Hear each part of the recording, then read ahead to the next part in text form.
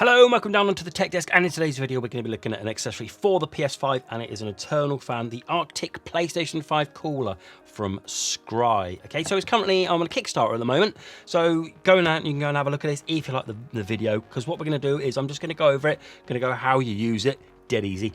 But first, I've got a disclaimer, okay? I do not have thermal imaging cameras to be able to tell whether this works. But there's two things I kind of want to watch out for. It's whether this is blocking any of the vents with all the plastic that's involved in here, and whether there's any blowback that way. And the only way I can really test that is by putting my hand and feeling it. So it should be pumping air that way. I expect some to be pumped that way, but I don't want a lot to be pumped that way. And the only way I can really do that is with my hands, okay? Because I haven't got the equipment to be able to test whether it cools it down. But I'm thinking to myself, I think it does. I really do. I've been using this, like I say now, I've been using this for a few weeks now. I've had it on my console the whole time, and I haven't had it out, haven't had it black out at all. Okay, so really, this is it. The unboxing process is this. There's nothing else in it other than this. It's plug and play, comes in this box, no real instructions. But if we look over on the back here, it has all these features. So we have 6 hyperfluid fans, brilliant. Patented lamella frame, brilliant. As quiet as a library, I'd say probably a library if there was maybe a couple of people chatting about non-fiction at the back there. It'd probably be about as quiet as that. Super speed USB port 2, which is great. Plug and play, which is great. Flexible orientation, yeah, great. Functional illumination and support standard and digital console, which is superb. And then we have a look at the tech specs as well. So 4,000 to 10,000 RPM, the airflow exhaust, 6 fans, 5 and 7 blades, we'll talk about in a second. And then we talk about the USB as well. So here we go. These are the hyperfluid fans there. Some have 7 blades, some have 5 blades on them. There's 3 there and 3 there, so it covers the whole of the vents going all the way down. The only thing that's really blocking is this bit on the PS5.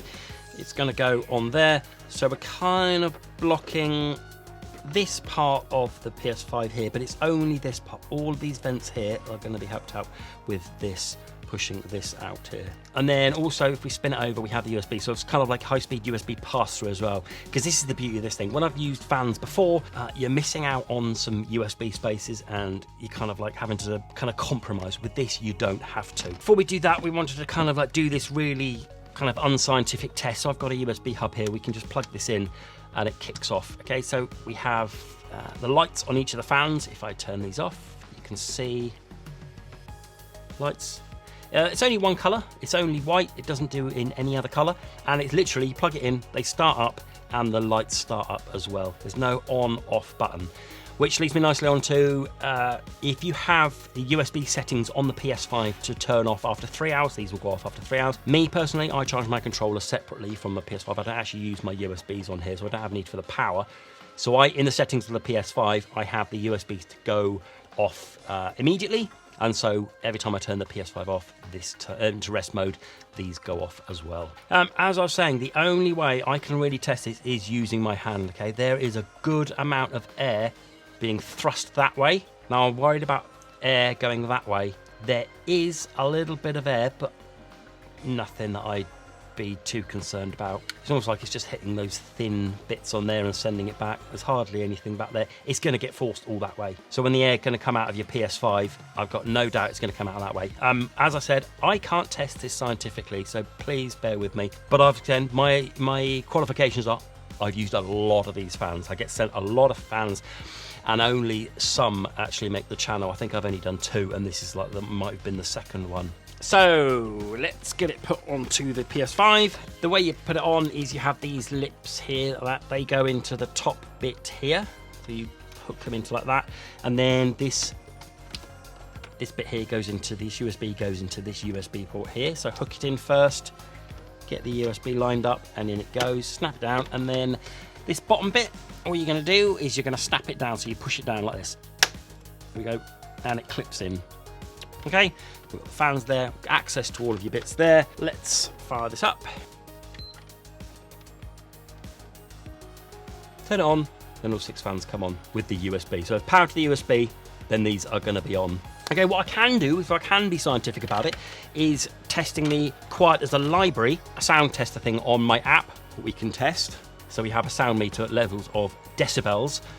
Okay, so if I kind of put it near the fan here,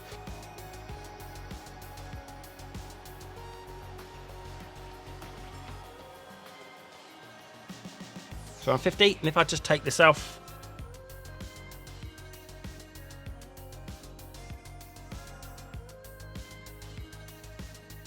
push back in, it goes back up.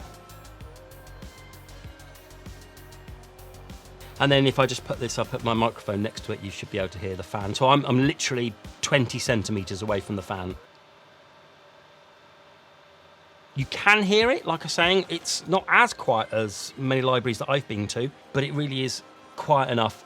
And I've sit probably about 10 feet away from my PS5 and I can't hear it anyway, and even with headphones. But you will be able to hear it, okay? Turn the PS5 off, then as soon as it goes off, that gets knocked off. Okay, so that was it then. That was my pretty unscientific look at the SCRY Arctic PlayStation 5 cooler.